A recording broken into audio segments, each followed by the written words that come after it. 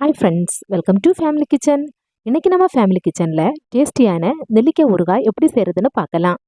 நெல்லிக்காய் ஊறுகாய் செய்கிறதுக்கு முதல்ல நாம் நெல்லிக்காயை வேக வச்சு எடுத்துக்கலாம்.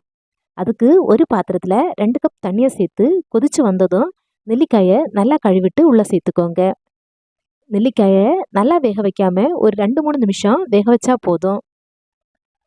நெல்லிக்காய் வேக வச்சுட்டு இப்போது ஒரு 3 நிமிஷம் ஆயிருக்கும்.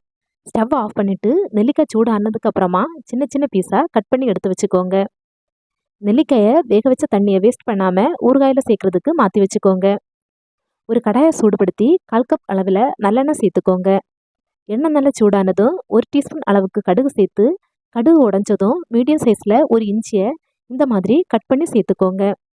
கூடவே 20 பல் பூண்டை தோல் உரித்து சேர்த்துட்டு இஞ்சி பூண்டோட பச்சை வாசனை போகிறது வரைக்கும் கலந்து விட்டுக்கோங்க. கலந்து விட்டுட்டு 6 பச்சை மிளகாய் கட் பண்ணி சேர்த்துக்கோங்க.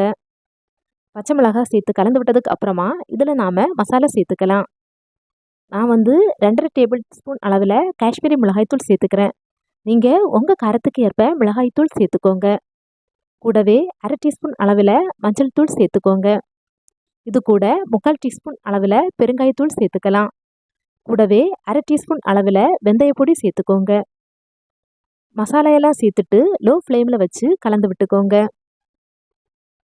மசாலா நல்லா சூடானதும் நெல்லிக்காய் வேக வச்சதில் 1 கப் அளவில் தண்ணியை இது கூட சேர்த்துக்கோங்க. கூடவே ஊறுகாய்க்கு தேவையான அளவில் உப்பு சேர்த்துக்கோங்க. நெல்லிக்காய் வேக வைக்கிறப்போ உப்பு சேர்க்கலை, அதனால் நெல்லிக்காய்க்கு சேர்த்து உப்பு சேர்த்துக்கோங்க.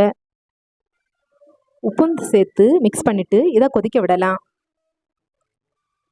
நல்லா கொதித்ததும் வேக வச்சு பீஸாக்கி வச்சுருக்கிற நெல்லிக்காயை உள்ளே சேர்த்து மிக்ஸ் பண்ணிக்கோங்க.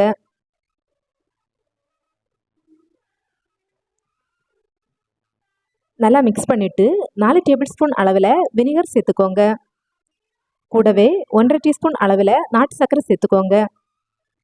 நாட்டு சர்க்கரை சேர்க்குறதுனால ஊறுகாயில் புளிப்பு உப்பு காரம் எல்லாம் பேலன்ஸ் ஆகி டேஸ்ட் அதிகமாக கிடைக்கும்.